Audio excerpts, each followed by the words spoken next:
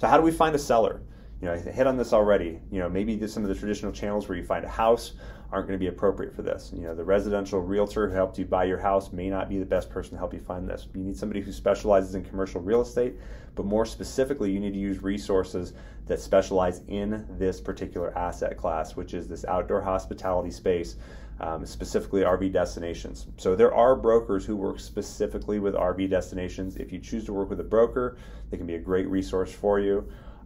Just know that they need to be somebody who understands this asset class. The fact that they deal with mobile home does not qualify them to speak on RV destinations.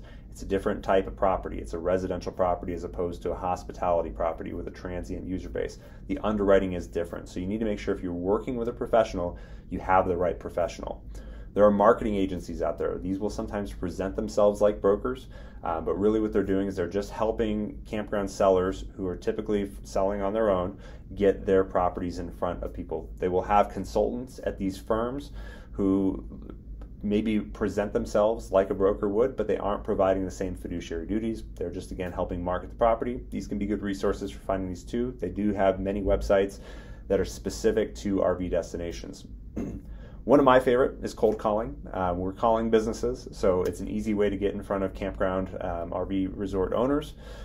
So cold calling is a favorite of mine. Social media, there's some channels that I'll share with you in the next section here on how you can use social media to get in front of campground owners and find out if they're interested in selling or find the ones who are already interested in selling.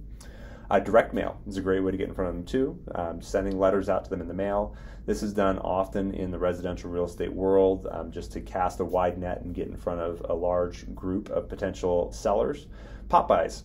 And what that means is actually showing up at the campground, walking in, meeting the owner, shaking their hand, learning if they have interest in selling. This can be a challenging one. There are some geographic restrictions or travel restrictions, I could say, that make this a little infeasible at times.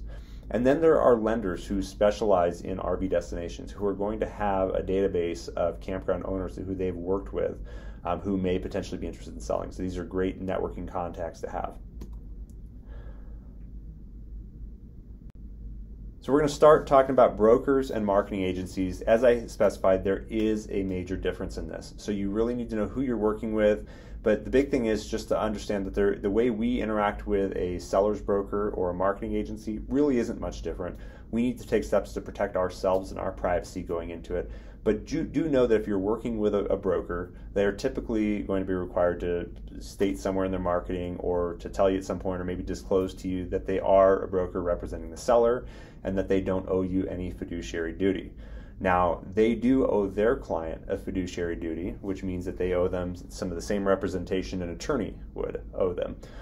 We have an acronym in the real estate world we call COLD AC. It stands for all the duties that a broker owes their client.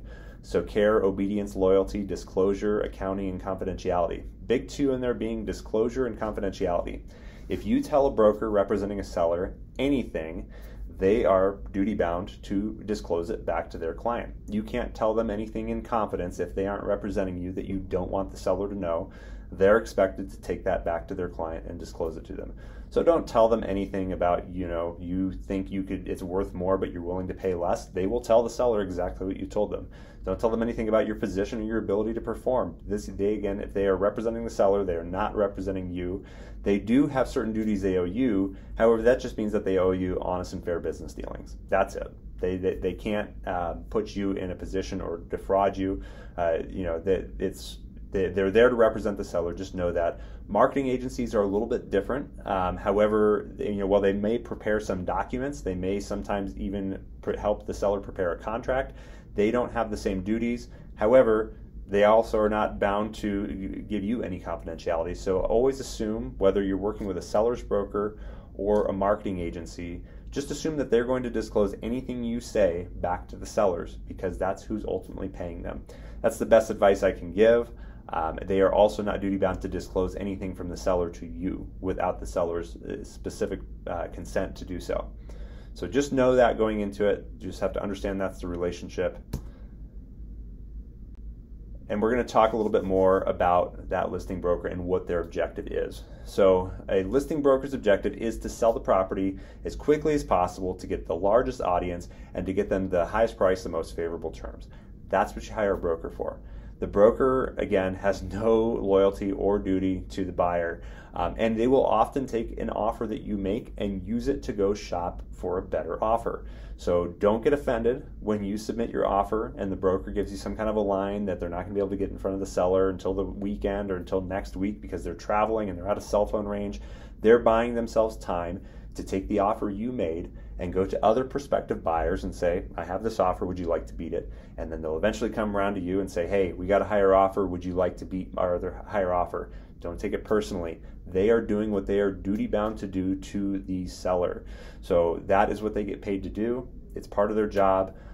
They would be remiss if they didn't do that for their seller, to help that seller get the highest price, the most favorable terms.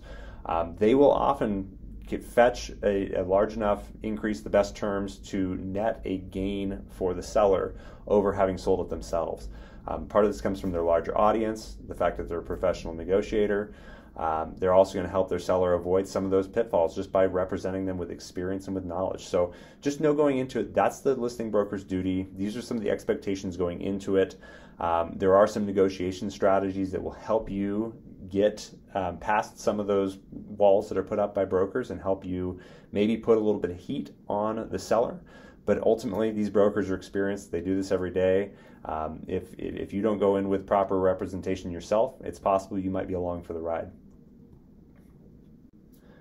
Let's talk about those marketing agencies a little bit more. I'm going to go a little more in depth. Again, they are typically only hired without fiduciary duties to help market the property, put it on their website, create marketing materials, what we call an OM or an offering memorandum, to help them organize their information. Sometimes they'll even help them complete documents. They'll give them sample contracts, but they are not in a position, if they aren't licensed and if they don't have an agreement with that seller, they aren't necessarily there to negotiate for the seller. They'll typically only be a messenger. They might collect the offer from you and present it to the seller. They're not typically there to help negotiate back with you. They may provide some advice, but they're working under a different set of obligations. Again, like I said, this doesn't make a lot of difference for the way you interact with that seller or with that person, the marketing agency or the broker. Just go in again with the same expectation that you're not going to tell them anything you wouldn't want the seller to know. So let's talk about buyer's brokers. We talked about who represents the seller. Let's talk about who's representing you. Unless you're a licensed real estate broker yourself, you're an experienced investor, it's highly advisable you don't go into a commercial transaction like this, especially in this asset class, if you don't have experience in it, without some sort of professional representation.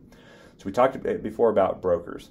There are a lot of real estate brokers out there. There are residential brokers, there are commercial brokers, and in commercial brokers, there are many, many subsets. There's some who only deal with leases, helping people find office space. There are some who specialize in multifamily buildings. There are people who specialize in all different assets. You need to make sure that the person who represents you isn't just a commercial real estate broker. There's somebody who has experience and intimate knowledge of transient hospitality properties. So this might be somebody who has experience in the hotel world. That's still going to leave some holes. It's really advisable, if you're going to hire a broker, to hire someone who has experience in RV destinations specifically. Again, as I said before, I'm going to reiterate, the fact that they've done mobile home properties does not qualify them to be an RV destination broker. We're talking a completely different business model, and that's what we're ultimately buying with this. We're buying assets, we're buying real property, but we're really buying a business when we're looking at this too. That's why we capitalize the sale price. There are a lot of things we need to consider in this. So having representation is a great idea if you don't have the experience, the knowledge, if you're not licensed yourself going into this. This would be somebody who is duty bound to provide you confidentiality, disclose anything they find out adverse to you, who's somebody who has experience with the transaction. Again, highly advisable. Now, unlike residential real estate, if that is your background experience, where it is more commonplace that a listing broker or a selling broker will pay the commission to the buyer's broker, in most commercial real estate transactions, that is not the case. It is typically the expectation that the buyer will pay their own broker going into this. Now, everything's negotiable. You can put a clause in your contract that the seller or listing broker will pay for it. However, if they have an attorney who's reviewing their contracts or a good broker who catches that on their end, it's likely they're going to catch that and want to negotiate that back. It all depends on how desperate they are to sell. It is possible you could get them to pay, but I would say typically in most cases, the expectation will be that the buyer will pay their own broker's fee. So again, just something to keep in mind. Brokers are also going to be a great resource for helping you find properties. If you engage a buyer's broker on the front end, somebody who works in the space, it's possible they may have what we call pocket listings or off-market listings. These are properties where the owner said, hey, I don't want to actually list the property for sale, but if you find a buyer, you can always bring them my way. So it's a great way that you can potentially get in front of properties that are off-market. So not a bad idea to have a relationship with a broker, whether you hire them or not. They could be a resource in helping you find the property, but more so if you don't have a plan for representation, if you don't have experience in this, highly advisable you get somebody to help you out on this front.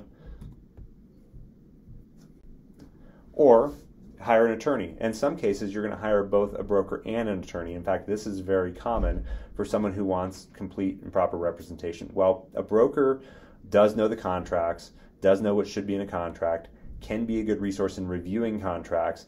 An attorney is ultimately going to be a great resource for you in helping make sure that what the ramifications of a certain language in a contract is. A broker is not, unless they're also an attorney, able to license to give legal advice. They can't actually give you legal or tax advice as to what's going to happen from a contract. The best they can do is put in terms based on their knowledge, disclose to you that they can't practice law, and they have a very limited practice of law they're allowed to provide. So having an attorney review your contracts is a good idea. In the case of a commercial real estate transaction, especially in this space, it's not common you're going to use standardized real estate contracts. Whereas a lot of states have standard contracts, some even have standardized commercial contracts.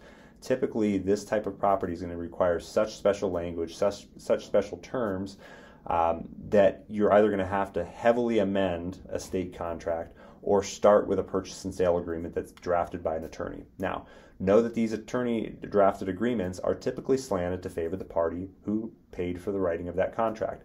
So if the seller had their attorney write the contract, it's typically going to be written in such a way that it favors the seller. And if the buyer if you had the contract written by your attorney, then there's a good chance that that contract's going to favor you. So because these are highly malleable, we need to have somebody who's actually looking at these, knows what key components should exist in that contract, and help you best protect yourself as you go through the transaction. Just know that hiring an attorney is not a supplement for hiring a broker if that's the path you're looking at going, because again, they're not going to know how to help you find a property necessarily. They're not necessarily going to be the best resource in helping you negotiate a contract. They're really just there to protect your assets as you go through the process.